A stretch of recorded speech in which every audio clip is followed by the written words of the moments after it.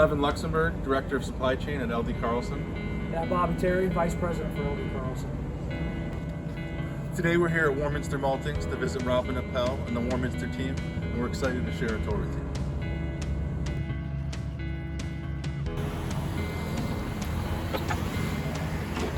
Good morning, Bobby, Evan, welcome to Warminster Maltings.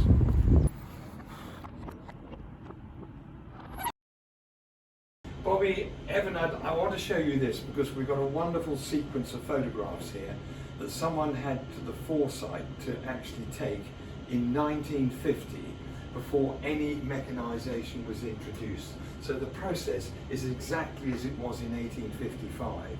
Everything done by hand. I mean, everybody in these photographs has got a shovel in his hand, and or if he hasn't got a shovel, he's got one of our hand tools, all the way through to the man who's actually operating the kiln, who's shoveling coal and ash all day. An amazing sequence of photographs, wonderful.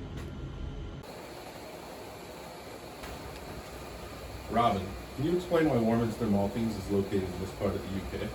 Can you tell us a little bit more about the Icknield Series soil and what makes it so special? Bobby, Evan, the reason that Warminster Maltings is here, look, this is the Icknield Series soil type, which is a soil type of light loam over chalk, which allows for early planting in the spring, but retains moisture through the hot summer. That's what's important. This soil type is the best soil type for growing prime malting barley. So Warminster is here so that it could buy its barleys from here and sell its malt all the way down here. That's what it's all about. When the barley arrives at the maltings, it is tipped into one of our storage intake bins. From there it is conveyed to hoppers above the steeping vessels. The malting process then begins by steeping the barley in water over 3 days in order to raise the moisture content from 14% to 44 to 45% when germination begins. Does the steeping procedure vary with the time of year? Does the steep water temperature matter? The steeping temperature matters, but it doesn't matter between varieties. The ideal temperature is 12 degrees C. Our water mostly comes from our own well, and if you can measure the temperature of that water in the middle of January and in the middle of July, it's plus or minus 1 degree either side of 12 degrees centigrade. So actually our steep water is the most perfect temperature for steeping all our grains, all varieties of barley, wheat and rye.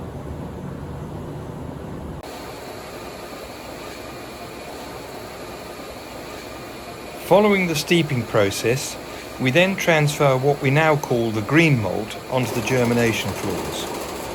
We do this via a series of augers and strategically placed slides in the upper floor.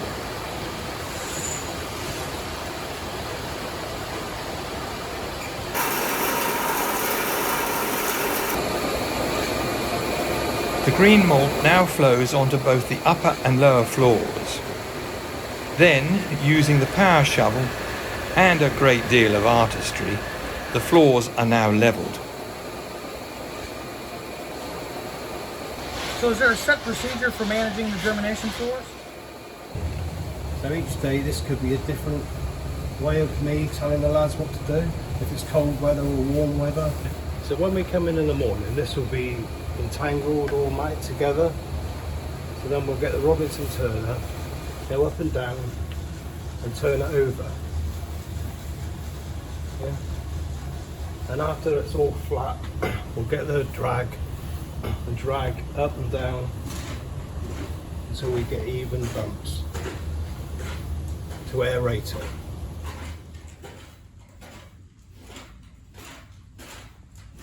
So Bobby, would you like to have a go at dragging? Yeah, right. Like you're rubbing. Better if you do it like see. Okay. So as you pull, okay. You see how I got it.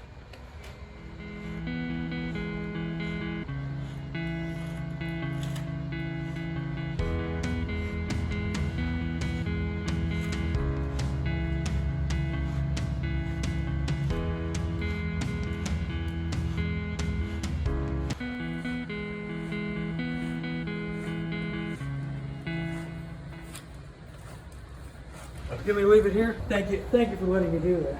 So that's fantastic, Bobby. Would you like a job with us? Yeah. But most important of all, Jerry, I think you'll tell me, is there's no blueprint, is there? No. And we never walk away from a single procedure No. without asking ourselves, what do we do next? Yeah. And when do we do it? Yeah. Yeah. That's key, isn't it? Yeah. That is key to the whole management of these floors. That's it. How do you know when the modification of the green mold is complete? This takes 4 to 5 days, and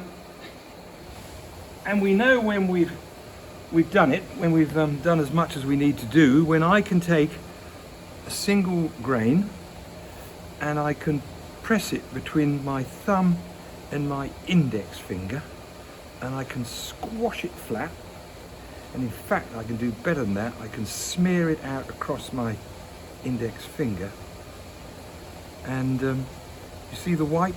The white is what's known as the maltster's chalk. At this point, we then quickly transfer the green malt from the germination floor to the kiln. We use the power shovel to clear the floors, both upper and lower levels being cleared at the same time, creating a curtain as the malt falls from the upper floor into the large screw conveyor below.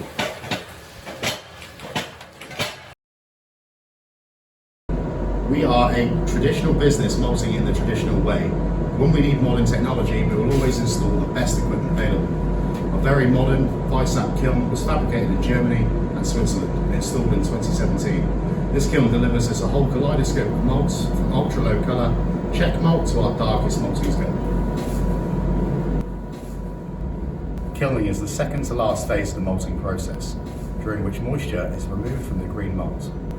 The aim is to lower the moisture content of the green malt to between 3 and 5%. This will achieve a biologically and microbiologically stable product. This in turn will halt further germination and modification. This is also where colour and aroma are developed.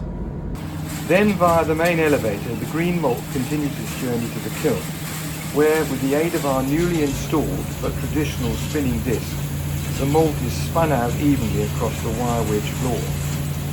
A single maltster has to trim the corners to create a level bed of malt prior to kilning.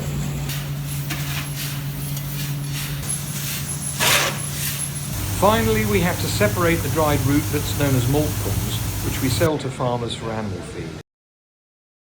What's the shelf life for whole malt and then also crushed malt? Good question. If stored correctly, and by correctly I mean stored in cool, dry conditions out of direct sunlight, whole malt has a shelf life of 12 months and crushed is 6 months. So not all malt varieties test the same. How do you handle each one specifically? Do what maltsters have done forever, of course, because you cannot purchase a parcel of barley out of a field with the exact specification that a brewer wants. So what maltsters do is they blend their malts to get the specification that the brewer requires. That isn't to say that you're going to get these are 50-50 blends, nothing like. They were talking about more like 90%, 10%, at the most 80%, 20%. That's how you tweak your malts to get them right for the brewer. What we have here in the lab is we've got all the equipment necessary to test all our barleys before they leave the farm. We can actually micro malt and micro brew here in the laboratory. And then of course we've got this also the same equipment that we need in order to test all our malts once we've made them, before we mill, pack them and stack them and dispatch them. Customers' orders are then selected and sometimes blended from these bins. It is all very fresh product, crushed to order if required, packed and stacked on pallets, ready for delivery the next day.